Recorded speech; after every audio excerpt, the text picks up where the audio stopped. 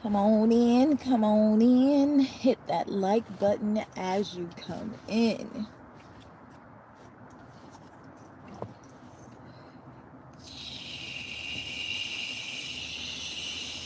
Don't come in here talking crazy, you will get removed.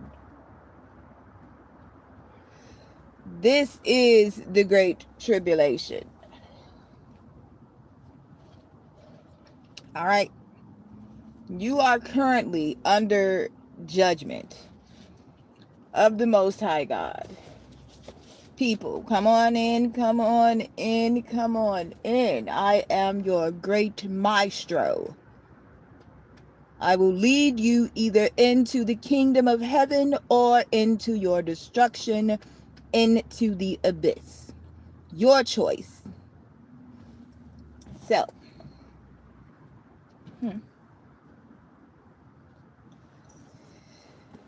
the book of Daniel. Hi, Vonda. Good evening. All my late birds. To my Hebrews, Shebrews. Welcome back to another Sister for Sister Storytime session. Yes, it is. It's very cold. Yes, not as cold as the hearts of these demons and devils that are running around rampant, though. Not as cold as that. I'd rather be outside than deal with demons. How about that?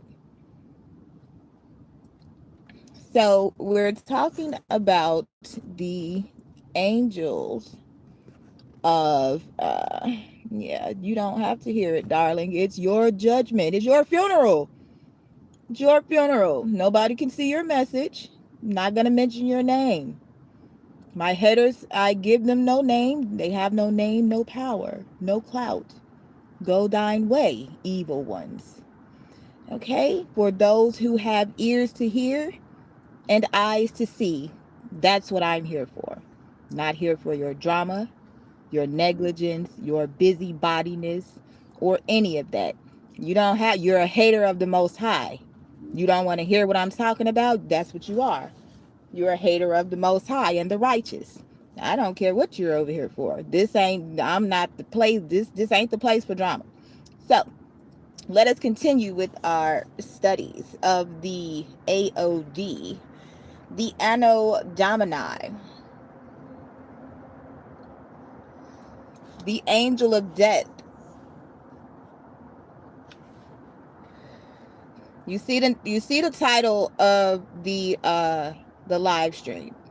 If you don't want to hear about those things, this isn't the place for you. That's why we have titles. You can read it, choose to scroll on, or come in. That's why people have houses and doors and you knock on them to get in.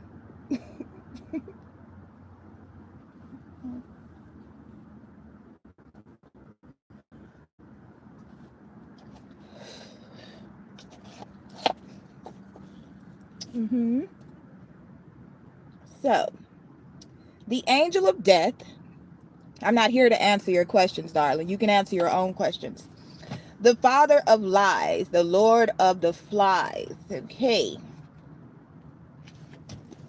So, in the book of Daniel, chapter 12, verse 13, undeniably proves that the abomination of desolation fits in the end of this age and not 2,000 years ago. Sign 9, the abomination of desolation, the antichrist, and the false prophet. The antichrist is revealed. This is the most significant and specific sign we will see. Exactly halfway into Daniel's 70th week at the 3.5 year mark. 312. What were they just saying that at? on that movie, A Long Kiss Goodnight. They were saying that the thing was going to explode at 312 degrees. I've been hearing 666, 667 in multiple places. How are these same numbers being called out in multiple different places and locations, like back to back, today, yesterday, the day before that, 666, 667, and tomorrow is 12/6, which is 666. So, Spirit said earlier when I read this to go ahead. Well, I touched on the notes that I had wrote about it.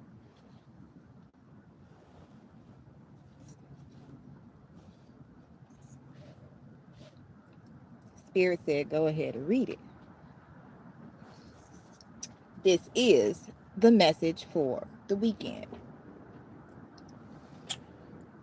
This is the message. Matthew chapter 24, verse 15 in the NIV. So when you see standing in the holy place the abomination that causes desolation spoken of through the prophet Daniel, let the reader understand. 2 Thessalonians chapter 2, verse 4. He will oppose and will exalt himself over everything that is called God or is worshipped, so that he sets himself up in God's temple, proclaiming himself to be God. Hey, simple rider. The Antichrist proclaims himself God in the rebuilt temple, sets up an image of himself, and demands global worship. Now, I want to ask you guys, my YouTubers, my social media specialists, what is it that you're doing on the internet? Are you not setting up images of yourself in order to receive global worship? Are you not trying to go viral? Huh? You're not, are you trying to go viral? What you trying to do? So, this is the most significant and specific sign we will see. Exactly halfway into Daniel's 70th week, at the 3.5 year mark, the Antichrist will walk into the rebuilt temple in Jerusalem on the Temple Mount to proclaim himself God. Now, what exactly is a temple? What type of temple will it be? An actual temple?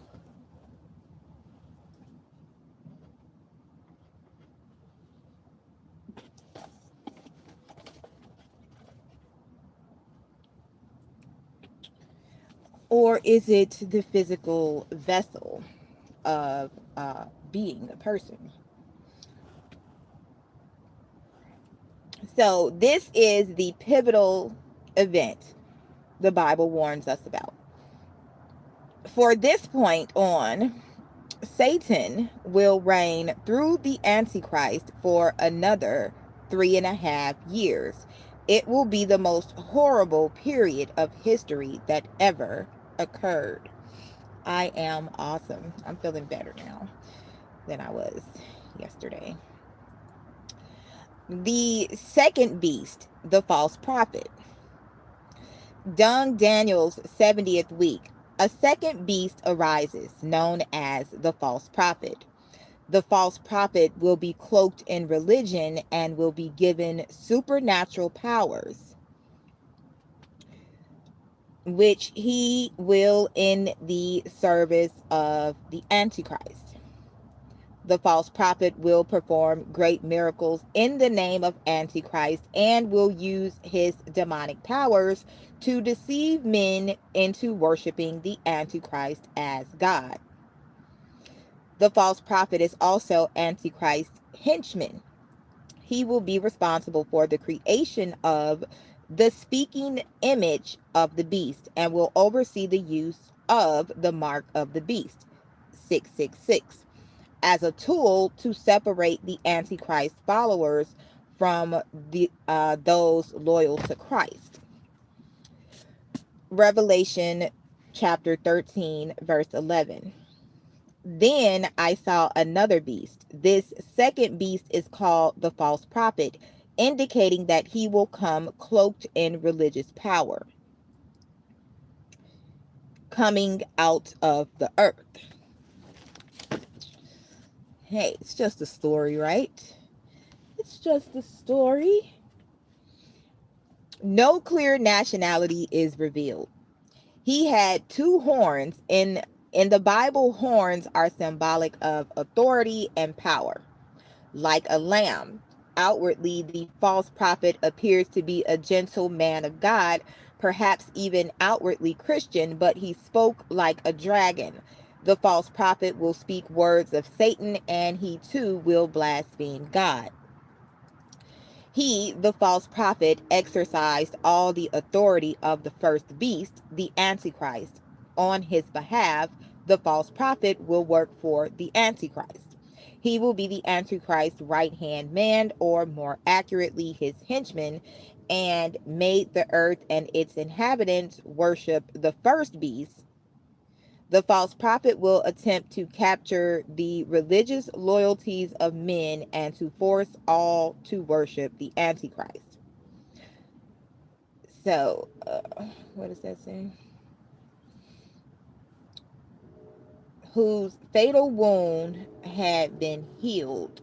The first beast whose fatal wound had been healed. John reminds us that the Antichrist has recovered from a deadly wound. The false prophet will exploit the supernatural healing to convince people that the Antichrist is God. And he, the false prophet, performed great and miraculous signs.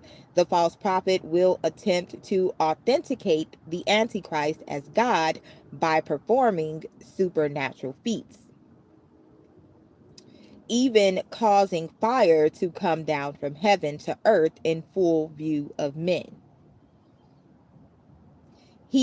Fire could refer to supernatural activity, or it could be fire power, indicating a strong military program or a weapon that awes the world.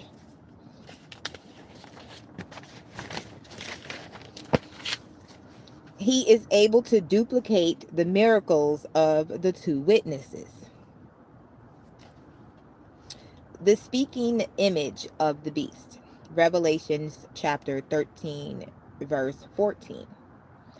Because of the signs he, the false prophet, was given power to do on behalf of the first beast, the Antichrist, he deceived the inhabitants of the earth. The false prophet will perform lying wonders that will be so persuasive that they will even cause the elect of God to be deceived. That's not what the scriptures say. It said that the days would be shortened because you ain't gonna deceive the elect. Can't happen. So, Matthew 24:24.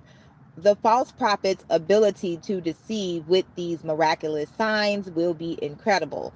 This is raw satanic power. He, the false prophet, ordered them, the followers of the Antichrist, to set up an image in honor of the beast. After the Antichrist declares himself to be God, the false prophet will place an image, in Greek equals icon, of the beast in the rebuilt temple for the world to worship. Hello, Cheryl. Good evening.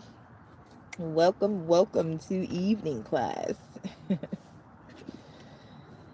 Okay, 2 Thessalonians 2 through 4. So the Note the parallels to the golden image of King Nebuchadnezzar in Daniel 3, who was wounded by the sword yet lived. Again, John underscores the importance of the Antichrist resurrection in establishing the Antichrist kingdom. Also note that John reveals that a sword will be used to cause the death of the Antichrist. The Antichrist will miraculously survive the successful assassination attempt. Zechariah 11 verse 17 tells us that the mortal wound will leave him blinded in his right eye and without the use of his right arm. Revelation 13 verse 15. He, the false prophet, was given power to give breath to the image of the first beast, the statue of the Antichrist, so that it could speak and cause all who refused to worship the image to be killed.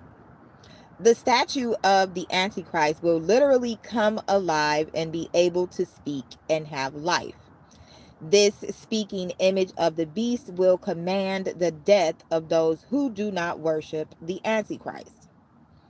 It is easy to understand how unbelievers could be deceived by such overwhelming supernatural forces.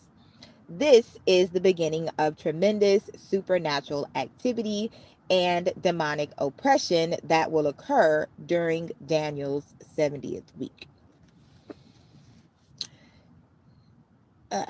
Yeah.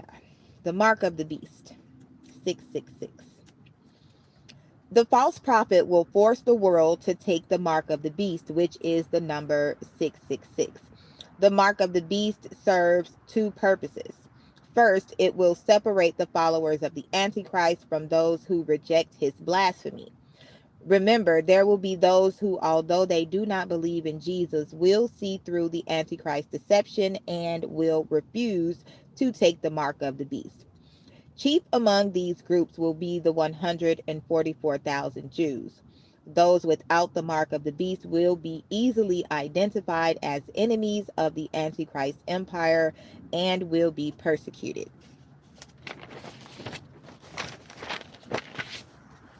And killed. Second, the mark of the beast will be an additional tool in the Antichrist arsenal of persecution. Individuals who do not take the mark of the beast will be unable to buy and sell. As a practical matter, this will perform a great hardship on believers as they will have great difficulty buying food and other necessities and will likely drive any resistance movements underground. Note the parallels to Hitler's use of the Star of David to mark and persecute the Jews. Revelation chapter 13, verse 16. He, the false prophet, also forced everyone, small and great, rich and poor, free and slave, to receive a mark on his right hand or on his forehead. The mark will be easily seen, so that no one could buy or sell unless he had the mark, which is the name of the beast or the number of his name. This calls for wisdom. If anyone has insight, let him calculate the number of the beast, for it is man's number. His number is 666. John literally gives us the mark of the beast so that we will not be tricked into taking it. John indicates that spiritual wisdom is required to understand how the mark of the beast will function. Today, no one knows what this mark is, but there is much speculation. Many feel it may involve an embedded computer chip under the skin. Such a chip could contain financial, medical, and personal data. Regardless, its meaning will be plain when the time comes. Now, when did I write this? Because right now they're doing that that new ID thing. I wrote this probably last year when I was here. Uh, I don't know. I'll figure it out. I'm sure I got some dates in here. But yeah, so now they have those new ID things, and they're gonna be doing a lot with those IDs. Yes, it is a Blackout, Abomination of Desolation reading. So, John indicates that spiritual wisdom is required to understand how the mark of the beast will function. Such a chip embedded under the skin could contain financial, medical, and personal data. Regardless, its meaning will be plain when the time comes. The false prophet will somehow incorporate the name of the antichrist into the mark of the beast, basically coding. If you worked with computers, if you understand the whole idea and concept of the matrix with the zeros and ones. um, Note that in a rare instance of total clarity, John provides us with the mark of the beast. It is vitally important that we not receive this mark, and John does not want us to be deceived into doing so. Late in Daniel's 70th week, an angel will explain that anyone who receives the mark will be eternally damned and will forfeit any further opportunity for salvation. The angel tells the faithful to persevere, keep God's commandments, and their faith in Jesus. Revelation 16 also reveals that God will visit physical plagues on those who have received the mark of the beast. Revelation 13, verse 9. A third angel followed them and said in a loud voice, if anyone worships the beast and his image and receives his mark on the forehead or on the hand, he too will drink of the wine of God's fury, which has been poured full strength into the cup of his wrath. He will be tormented with burning sulfur in the presence of the holy angels and of the Lamb, and the smoke of their torment rises forever and ever. There is no rest, day or night, for those who worship the beast and his image, or for anyone who receives the mark of his name. This calls for patient endurance on the part of the saints who obey God and remain faithful to Christ. Revelation 16, verse 2, the first angel went and poured out his bowl on the land, and ugly and painful sores broke out on the people who had the mark of the beast and worshiped his image. Mm-hmm. What y'all believe in? What do you know? What do you know? So let's talk about the elements of sulfur. It says that they will be burned with sulfur, right? Where did it say that at? Burning sulfur. Burning. So the plague, no, it said the wine of God's fury and his cup of wrath. They will be tormented with burning sulfur in the presence of the holy angels. So, sulfur, the chemical element, number 16 and the letter S on the periodic table of elements. Yes, I told you guys this is the nerd channel.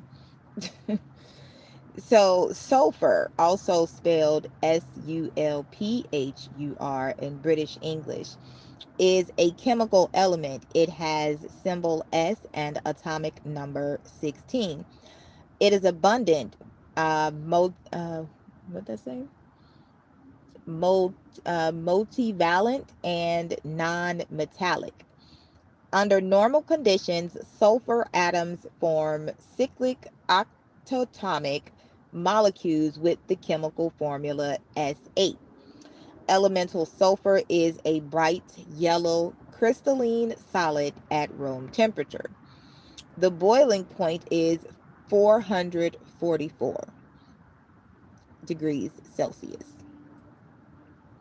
Ionization energies 999.6. What is that? Uh,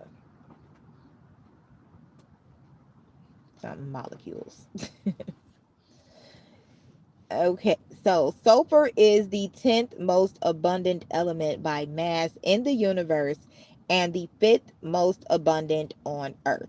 That's 10 and 5, 5, 5, 5, 15. Though sometimes found in pure native form, sulfur on Earth usually occurs as sulfide and sulfate minerals. Being abundant in native form, sulfur was known in ancient times, being mentioned for its uses in ancient India, ancient Greece, China, and ancient Egypt. Historically and in literature, sulfur is also called brimstone, which means burning stone. Today, almost all elemental sulfur is produced as a byproduct of removing sulfur containing contaminants from natural gas and petroleum. The greatest commercial use of the element is the production of sulfuric acid for sulfate and phosphate fertilizers and other chemical processes. Sulfur is used in matches, insecticides, and fungicides. Many sulfur compounds are odoriferous, and the smells of odorized natural gas, skunk scent, bad breath, grapefruit, and garlic are due to organosulfur compounds. Hydrogen sulfide gives the characteristic odor to rotting eggs and other biological processes. Sulfur is an essential element for all life, almost always in the form of organosulfur compounds or metal sulfides. Amino acids, two proteinogenic cysteine and methionine, and many other non-coded cysteine, taurine, etc., and two vitamins, biotin and thiamine, are organosulfur compounds crucial for life. What the hell?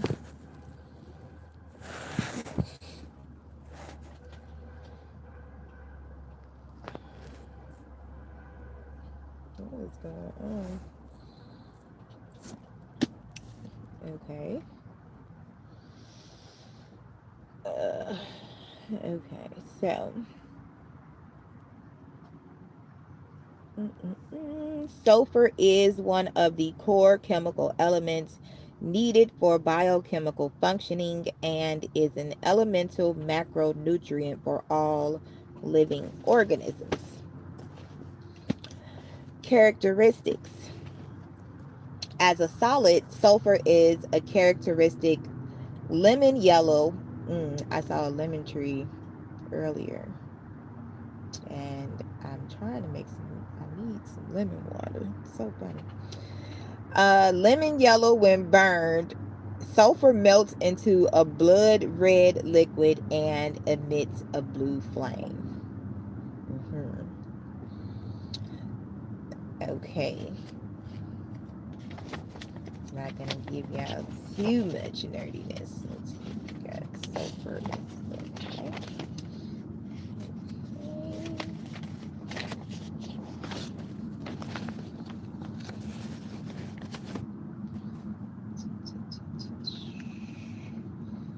So the Rocky Mountain lakes thought to be dominated by atmospheric sources of sulfate have been found to have measurably different valves than lakes believed to be dominated by watershed sources of sulfate. So, still on the topic of the abomination of desolation now. Okay, this is the biblical. So the history on sulfur and the Bible. What's that? Yeah. So, being abundantly available in native form, sulfur was known in ancient times and is referred to in the Torah in Genesis. English translations of the Bible commonly referred to burning sulfur as brimstone, giving rise to the term fire and brimstone.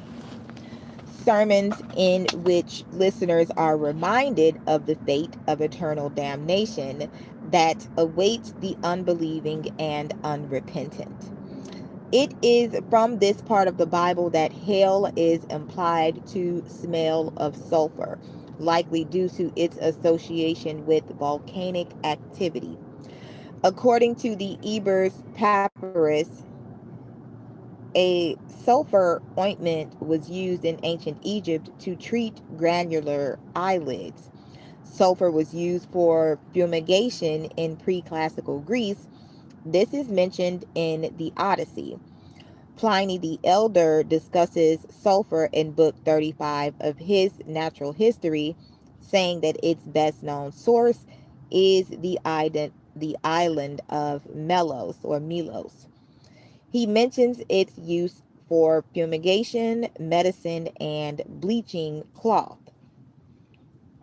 A natural form of sulfur known as shiluhuang was known in China since the 6th century BC and found in Hanzhong. Let's see. Mm-hmm, mm-hmm, mm-hmm.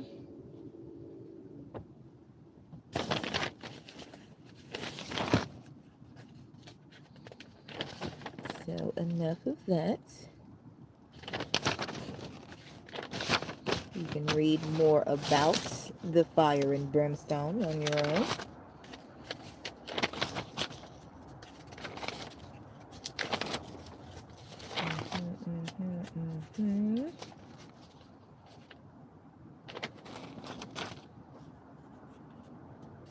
The red, yellow, and blue.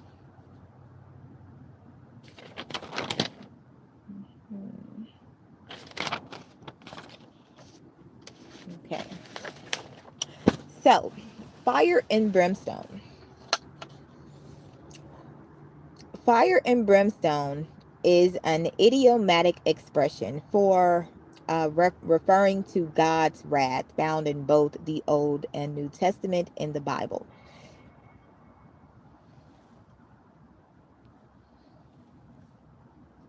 It often appears in reference to the fate of the unfaithful. Brimstone, an archaic term synonymous with sulfur, evokes the acid odor of sulfur dioxide given off by lightning strikes. The association of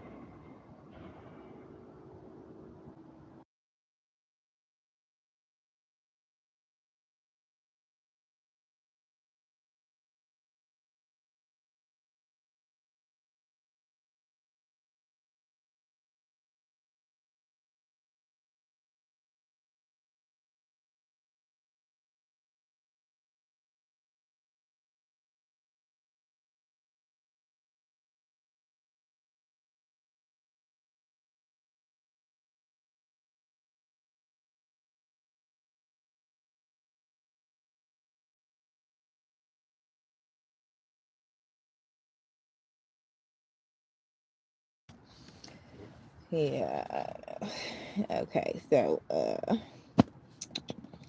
lightning strikes and sulfur. eggs. What did it say? It smells like rotting eggs. So, that was a premonition that I got when I was in Atlanta. I literally smelled the smell of sulfur coming into Atlanta. Crazy. But Lot and his family flee from Sodom, one of Gustave Dor's illustrations for La Grande Bible de Tours. Steam and gas rising from a volcano, which the phrase fire and brimstone is intended to evoke. The idiomatic English translation of fire and brimstone is found in the Christian King James Version translation of the Old Testament and was also later used in the 1917 translation of the Jewish Publication Society. The 1857 Leeser translation of the Tanakh inconsistently uses both sulfur and brimstone to translate the Hebrew. The translation used by the 1985 new JPS is sulfurous fire.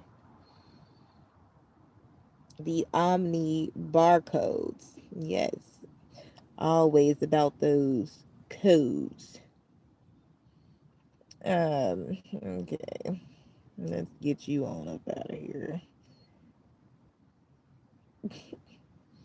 Pin you and put you out. Good night. Why you want to talk to somebody that you don't like? I don't understand it. And the 1978 Christian New International Version translation uses burning sulfur.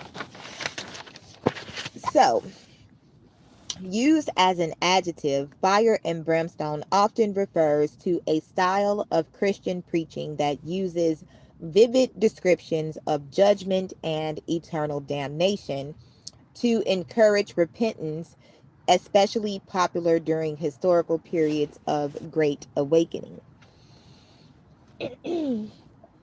The etymology.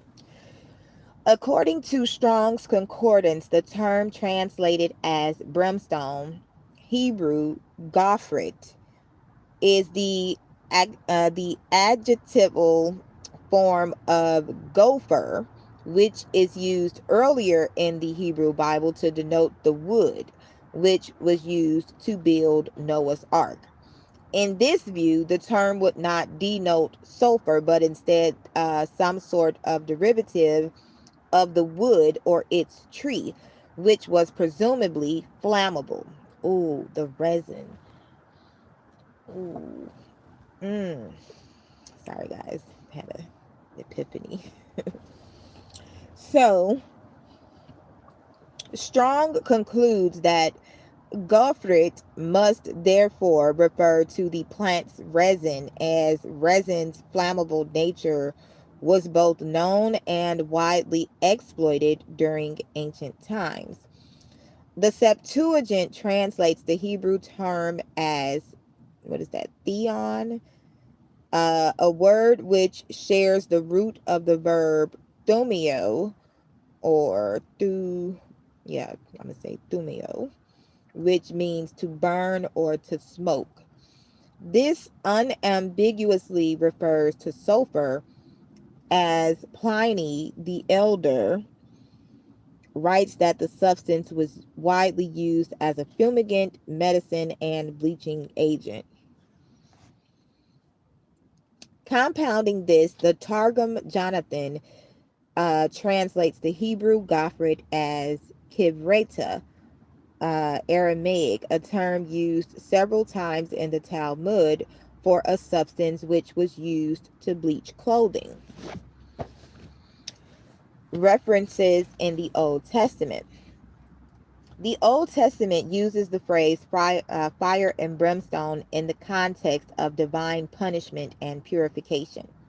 In Genesis 19, God destroys Sodom and Gomorrah with a rain of fire and brimstone.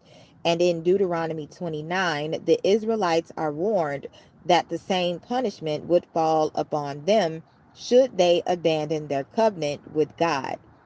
Elsewhere, divine judgments involving fire and sulfur are prophesied against Assyria in Isaiah chapter 30, Edom in Isaiah chapter 34, Gog, Ezekiel 38, and all the wicked in Psalm 11.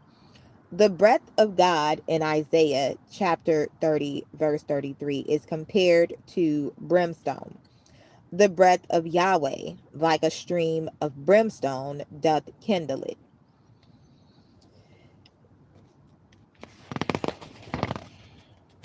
English translations of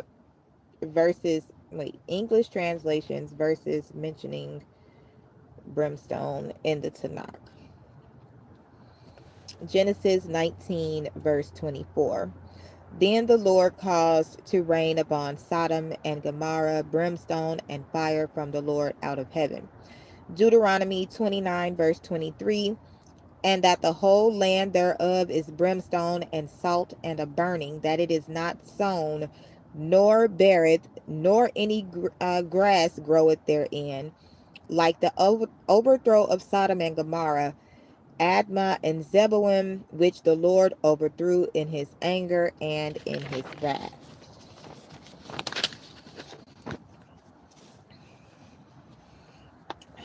Isaiah 30:33, which we just read. For a hearth is ordered of old, yea, for the king it is prepared, deep and large. The pile thereof is fire and much wood. The breath of the Lord, like a stream of brimstone, doth kindle it. Isaiah 34:9. And the streams thereof shall be turned into pitch, and the dust thereof into brimstone, and the land thereof shall become burning pitch. Ezekiel 38:22.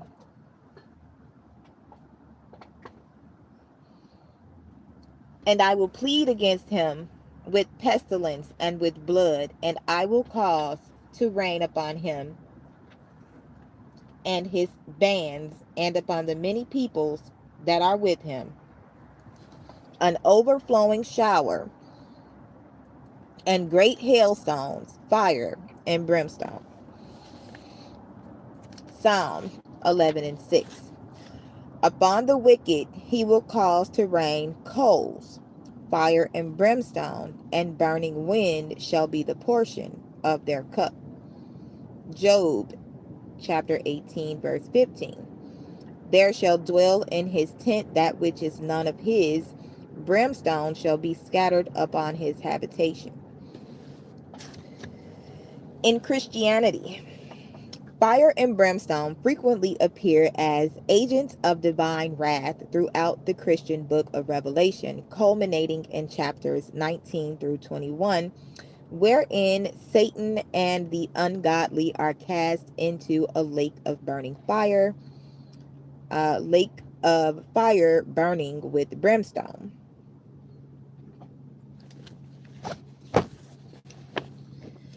The fire appears in such passages is eternal, unlike the bodies or souls of people. English translations of verses mentioning brimstone in Christian New Testament.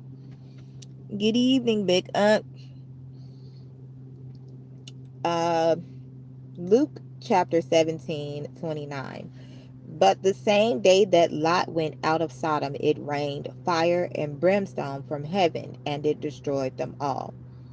Revelation chapter 9, verse 17. And thus I saw the horses in the vision, and them that sat on them, having breastplates of fire, and of jacinth and brimstone. And the heads of the horses were as the heads of lions, and out of their mouths issued fire and smoke and brimstone. Revelation chapter 9, verse 18. By these three was the third part of men killed by the fire, and by the smoke, and by the brimstone, which issued out of their mouths. Revelation 14, verse 10.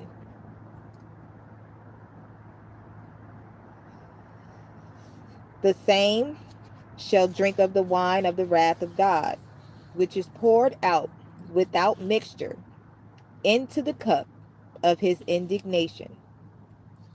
And he shall be tormented with fire and brimstone in the presence of the holy angels and in the presence of the Lamb.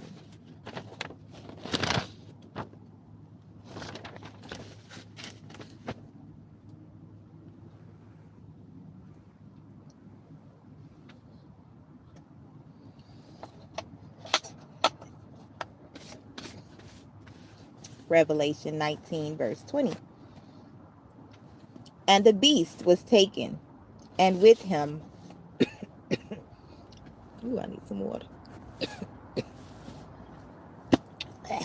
Excuse me. um, yeah.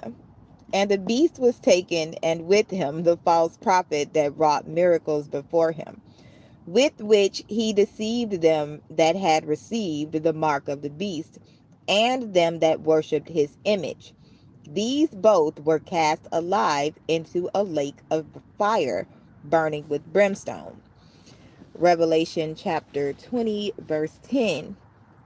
And the devil that deceived them was cast into the lake of fire and brimstone, where the beast and the false prophet are, and shall be tormented day and night forever and ever.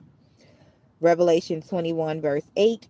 But the fearful and unbelieving, and the abominable, and murderers, and whoremongers, and sorcerers, and idolaters, and all liars shall have their part in the lake which burneth with fire and brimstone, which is the second death. The Islamic reference. The story of the prophet Lot finds mention in several Quranic passages, especially chapter 26, Ash-Shu'ara, 160 through 175, which reads, "The people of Lut," not Lot, it's L-U-T, "rejected the apostles. Behold, their brother Lut said to them, Will ye not fear God? I am to you an apostle, worthy of all trust.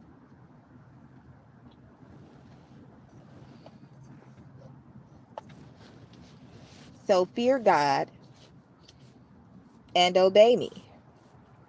No reward do I ask of you for it. My reward is only from the Lord of the worlds."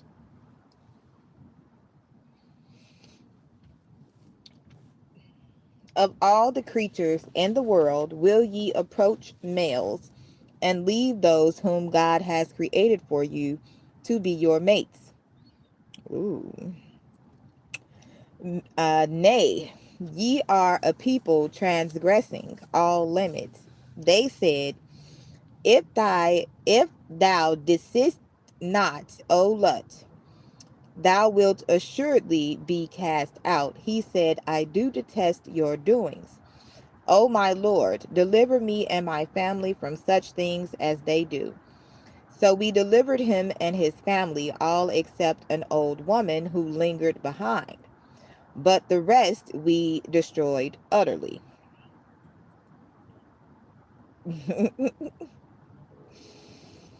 And evil was the shower.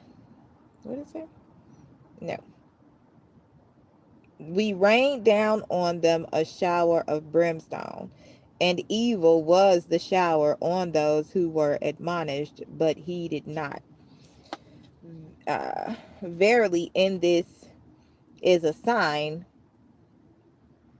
but most of them do not believe. And verily, thy Lord is he, the exalted in might, most merciful.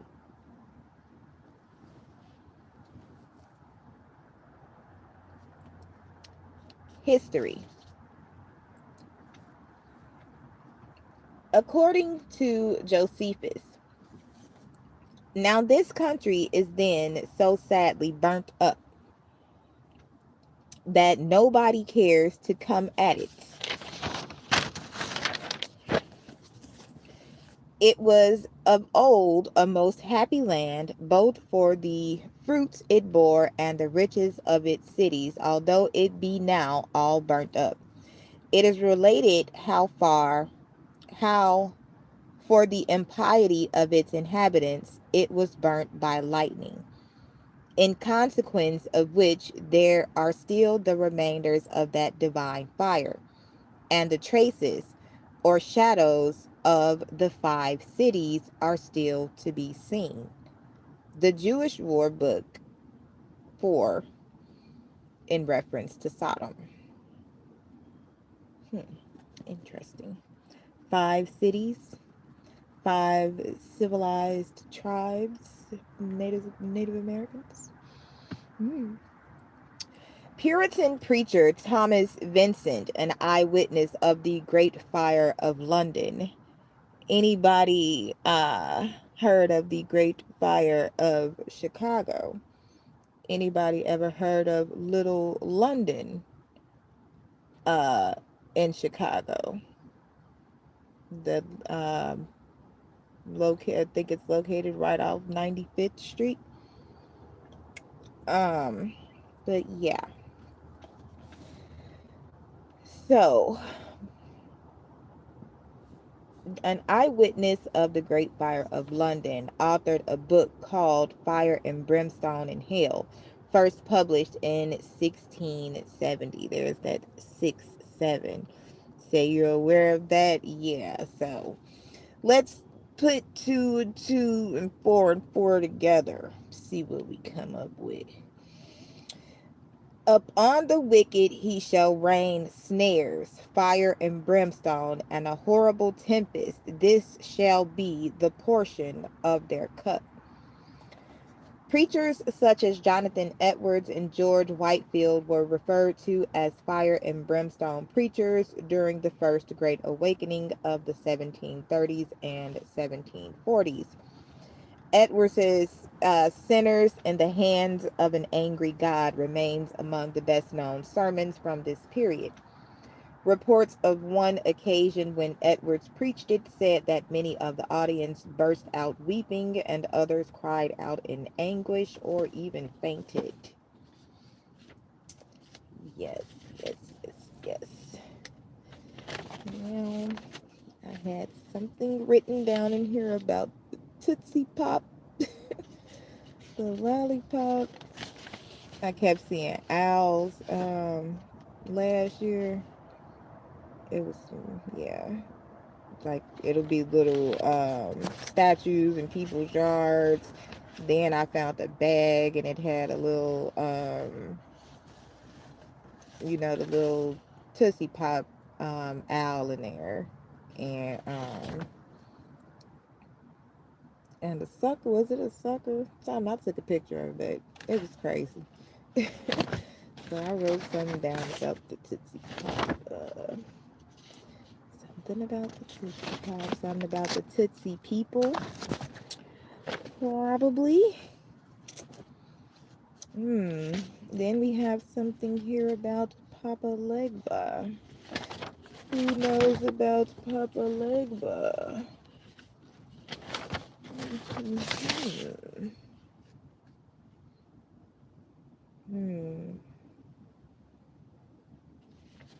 I have been hearing Lazarus a lot too. Seeing a lot of stuff about Lazarus. Let's see. On the same topic.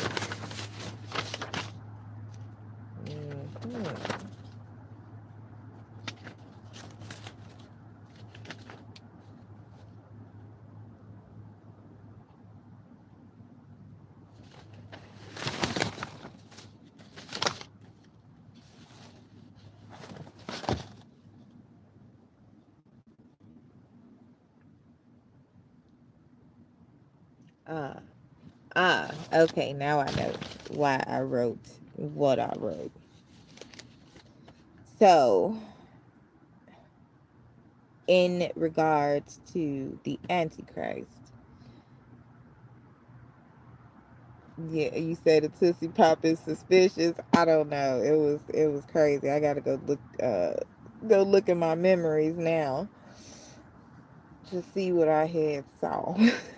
That's why I take pictures of everything. Um, let's see. So Papa Legba is a, what is it? A Loire in Haitian voodoo, Dominican voodoo, Winti, and Louisiana voodoo, who serves as the intermediary between God and humanity. He stands at a spiritual crossroads and gives or denies permission to speak with the spirits of the Guinea, and is believed to speak all human languages. In Haiti, he is the great elocutioner. Legba facilitates communication, speech, and understanding. He is commonly associated with dogs. Papa Legba is invoked at the beginning of every ceremony. Papa Legba has his origins in the historic West African kingdom of Dahomey, located within present-day Benin. The appearance. He usually appears as an old man on a crutch or with a cane, wearing a broad-brimmed hat and smoking a pipe or drinking dark rum. The dog is sacred to him. Legba is syncretized with Saint Peter, Saint Lazarus, and Saint Anthony. His veve incorporates a walking cane on the right side. Offerings to him typically include candy. Legba is a favorite Loire of children due to his jolly grandpa-like image. He is often tasked with babysitting and distracting children, a typical male role in the matrilineal religion, while more serious rituals are being performed by the adults.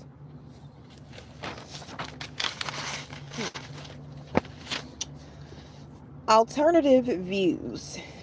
In Benin, Nigeria, Togo, and Ghana, mainly among the Yoruboid and Gebe or Tadoid peoples, Legba is viewed as a young and virile trickster deity, often horned and phallic, and his shrine is usually located at the gate of the village in the countryside. Alternatively, he is addressed as Legba Ataban, Ataban Legba, or Atiban Legba. He is thought to have emerged from the Yoruba and Tadoid diaspora as a continuation of the Orisha Eshu. This emerged as Loa Papa Legba in Haitian voodoo, Spirit Papa Legba in New Orleans hoodoo, and as the Orisha Elegua in Santeria. In popular culture, in his study of the Delta blues, Robert Palmer discusses the appearance of Legba in blues lyrics and lore. Palmer notes that Legba can be referred to or identified as the devil, Papa Legba, and the black man throughout the history of the blues. This is also made clear in ethnomusicologist Bruno Boom's text for the CD box set Voodoo in America, where reference to Papa Legba, deity of roads and crossroads, in Robert Johnson's iconic song Crossroads is explained. There is extensive referencing to voodoo in the Sprawl trilogy of 1984 through 1988 by William Gibson. In the second book, Count Zero, 1986, Papa Legba stands at the gateway to cyberspace as the master of roads and pathways, with other Loa appearing throughout the book. Papa Legba and Voodoo appear again in Spook Country in 2007 and a book from one of Gibson's other trilogies. A 1985 episode of the TV series Miami Vice, Season 2, Episode 8, Tale of the Goat. Okay. Yeah, okay. Now I can see why Spirit told me to read this. So, Tale of the Goat centers on a malign voodoo priest by the name of Papa Legba, played by Clarence Williams III. In keeping with the image of Legba often conceptualized in Haitian voodoo subculture, Papa Legba is depicted as controlling the gateway to the spiritual world through the use of drugs, walking with the aid of crutches, and smoking a pipe. The musical group Talking Heads made a song named after him. The song can be found on their 1986 album and the soundtrack to the David Byrne film of the same name, True Stories. The Danish band Volbeat features what appears to be a cartoon interpretation of Papa Legba in their 2017 animated video for The Black Rose. Papa Legba is a recurring character in American Horror Story, appearing in the third and eighth season as a gatekeeper of the afterlife. He is an acquaintance of Mary Laveau, having granted her immortality in exchange for the offering of one innocent every year. Papa Legba's portrayal in the show has attracted some criticism, with many noting that the portrayal of Papa Legba was more similar to Baron Samedi than the mythical Papa Legba himself.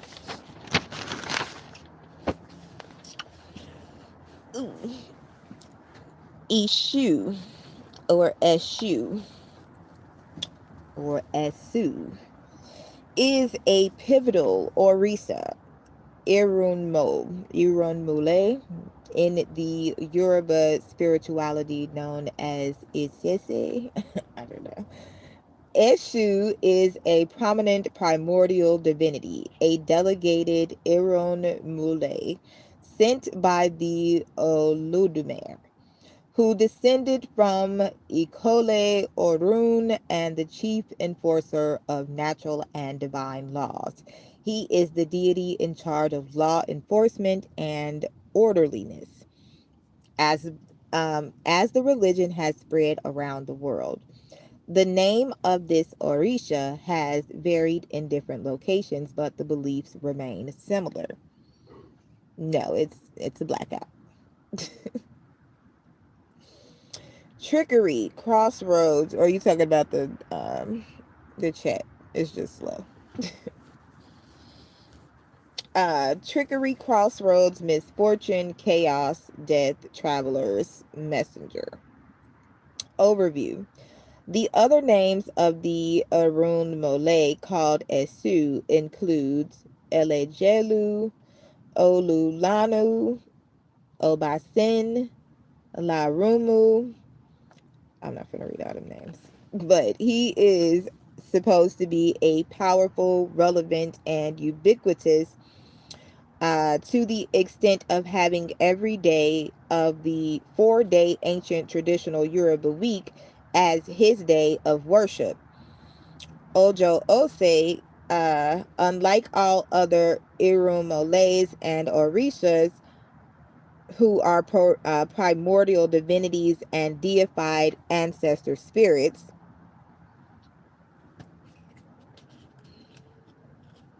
okay. Let's see. Odara. Odara. The controversial Congoman. Congoman. He who creates problems for the innocent, highlights the complexity of the nature of this highly unpredictable deity called Esu Oba Odara, who has his abode at crossroads across all strata of Yoruba society in general and of spiritual communities in particular. Very, very interesting and suspicious indeed. You say, are those shrines people are doing in their homes evil or what? Hmm, that's a good question, right? All right, what is a shrine? Is the question. What is it? What are you doing it for? You know, all that blood sacrificing and all of that. Is it really necessary? Is it really necessary? So, um, Eshu is a personification of mischief. He is the one who teaches that there are always two sides or more to every issue. He balanced and created directions. That is why it is believed that Eshu is so necessary to have an ordered life.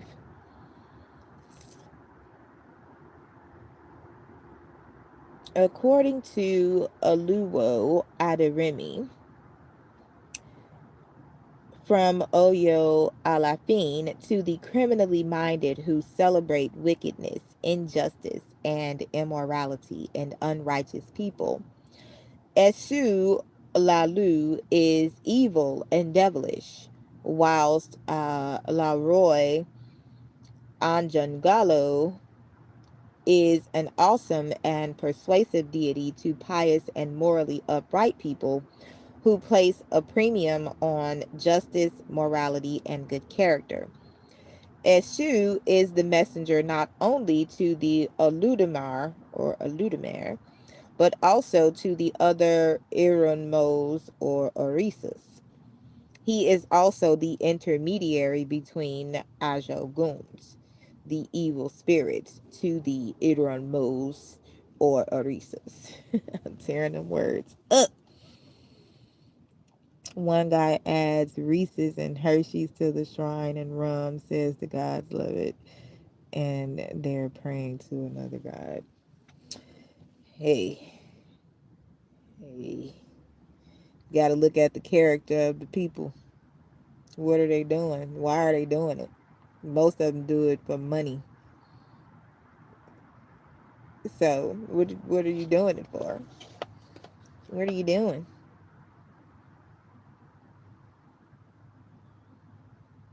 I like putting fruit out for the animals to come eat. Those are my what you call it? What you call it? What they say? Sacrifices. That's how I sacrifice.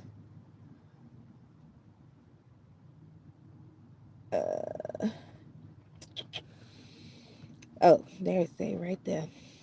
Also supervises the distribution of sacrifices or Igbo to the Ajoguns. Name and role. Esu partially serves as an alternate name for Elugwa, the messenger for all Orishas, and that there are 256 paths to Elegua, each one of which is an Orisha similar to Elegua, but there are only 101 paths to Eshu according to Oka or Osha. Good night, love. Good night, Vonda. Rather than the 256 paths to Elegua according to Ifa. Esu is known as the father who gave birth to Agbani or Agboni, and is also thought to be agile and always willing to rise to a challenge. Now, remember, we're reading this in reference to the antichrist. Um, Okay, so the spirit of the antichrist, uh, just a spirit that is, wrong in everything they do. Good evening, Mariah. Just no justice, no judgment, no righteous judgment. You know, just slandering people, just nonstop. Just ain't nobody did nothing to you, but you just want to talk about people all the time. It's just fakeness. Acting like you people friends, and you're not. Being busybodies. Just what are you doing? Why are you doing it? Find something safe to do. Find something safe to do. So, yeah. So, this is again in reference to the um, Antichrist. So, a shoe is another name for, or how they say it. Let me go back so we can get it right. So, we can get it right. Hold on, y'all. Hold on. Bear with me. I'm like Dory. Finding Dory. I know a lot of stuff, but I forget a lot of stuff.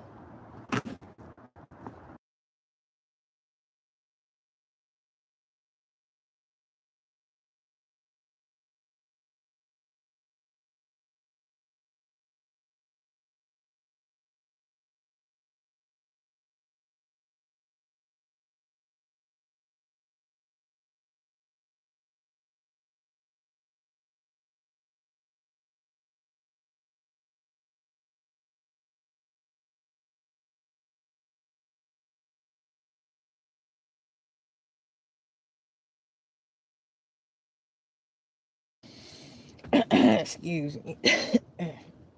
Had to clear my throat. It's disgusting. So let's see what else we got. It's a lot of stuff. I just want to touch on that. So yeah, Ishu is similar to Papa Legba, which is a voodoo, a Lua in Haitian voodoo. So, where is it? I'm trying to find it. I just want to get the exact phrase. Okay. Papa Legba is thought to have emerged from the Yoruba and Tedoid diaspora as a continuation of the Orisha Eshu. That's it. So that was the alternate view. So you see how the name changes from place to place. So it's one deity here, but it's another name here, but it's the same thing. Just like Jesus or Osiris or you know all these different names for the same God.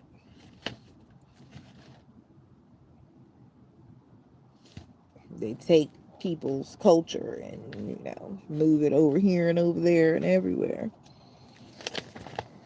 Okay, so I think that's pretty much it for the Abomination of Desolation in this notebook. So we're going to see where the Spirit leads us on tomorrow. I'm also going to read the these little Our Daily Bread.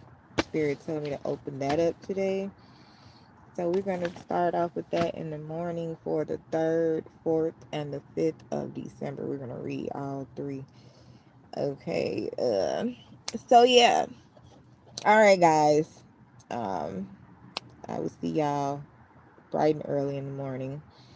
Don't know what we're going to be talking about, but stay tuned for the Symphony of Doom. All right, y'all. I love y'all. Good night.